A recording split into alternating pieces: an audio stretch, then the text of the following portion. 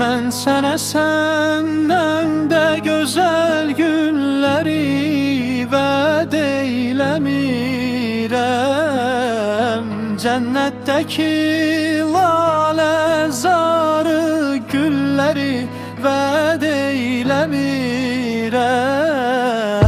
Sənə dünyanın malını, təxti tac verə bilməm.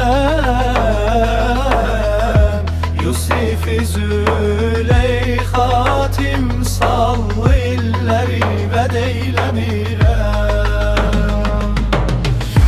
Dünyanın min bir yerinə bəzədib qoysam qaradaş, onu kəbə bilib gələn elləri vəd eyləmirəm. Müqəddəs kitabımızın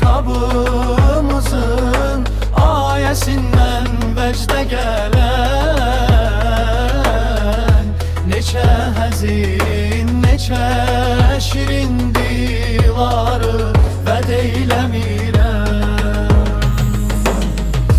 Cənnətim sən, Züleyxam sən, Kəbəm qibləgahım üstün.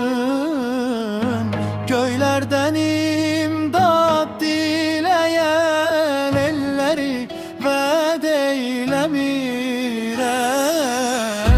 Unut geçsin o şərifi, səmadan insin daha bəs. Könül dünyam sənə qurban, göyləri vəd eyləmirəm. Unut geçsin o şərifi, səmadan insin daha bəs. Könül dünyam sənə qurban, göyləri vəd eyləmirəm. Unut geçsin o şərifi, səmadan insin daha